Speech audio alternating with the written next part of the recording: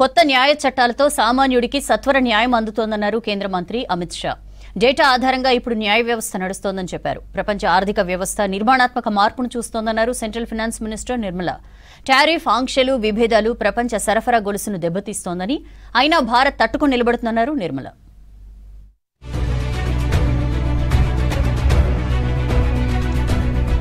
Citizen first, dignity first, justice first అనే 3 సూత్రాల ఆధారంగా కొత్త క్రిమినల్ చట్టాలు తెచ్చామన్నారు central home minister Amit Shah. 21వ శతాబ్దంలో అత్యంత ముఖ్యమైన సంస్కరణ మన నేర న్యాయ వ్యవస్థలన్నారు. కొత్త చట్టాలతో అనేక రంగాల్లో మార్పులు వచ్చాయన్నారు. సామాన్యుడికి సత్వర న్యాయం అందుతుందని చెప్పారు. డేటా ఆధారంగా ఇప్పుడు మన న్యాయ వ్యవస్థ పనిచేస్తోందన్నారు షా. హర్యానాలో పర్యటించిన కేంద్ర మంత్రి వివిధ అభివృద్ధి కార్యక్రమాల్లో పాల్గొన్నారు. Citizen first, dignity first, justice first, ये 3 आधार पर एक कानून बने हैं. मगर 21वीं सदी का सबसे बड़ा रिफॉर्म हमारे ये आपराधिक न्याय प्रणाली के 3 कानून हैं.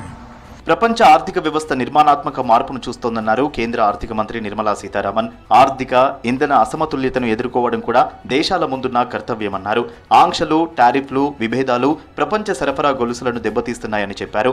ఇవి భారత్కు కూడా ఎదురు దెబ్బ అయినా వీటన్నింటినీ బలంగా ఎదుర్కొనే సామర్థ్యం మనకుందన్నారు. శుక్రవారం ఢిల్లీలో కౌటిల్య ఎకనామిక్ కాన్క్లేవ్ 2025లో పాల్గొన్నారు Nirmala. For India, these dynamics highlight both vulnerability and resilience. Our capacity to absorb shocks is strong, while our economic leverage is evolving.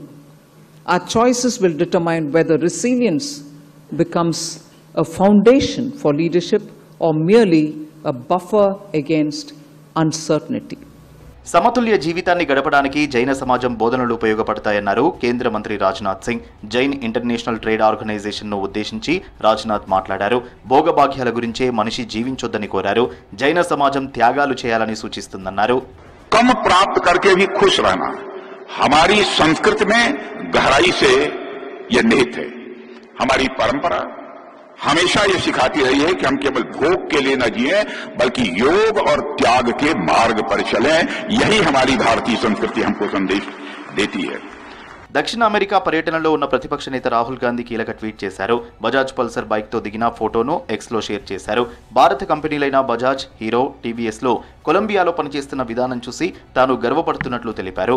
పెట్టుబడి విధానంతో కాకుండా ఇన్నోవేషన్ విధానంలో విజయం సాధించగలవని భారతీయ కంపెనీలు నిరూపిస్తున్నట్లు తెలిపారు Rahul.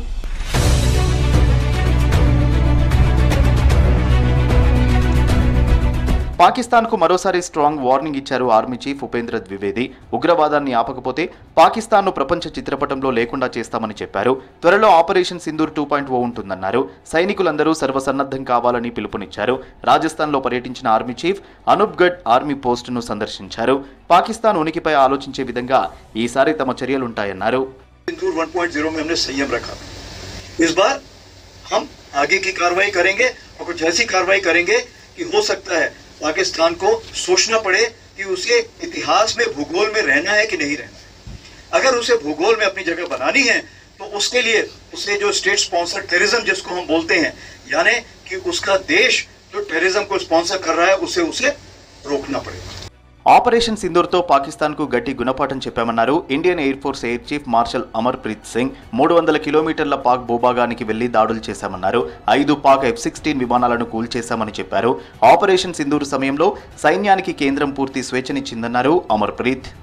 We did it in Sindoor. It will always require integrated approach with not just the 3 services, but also all other agencies coming together of the DRDO and DPSUs.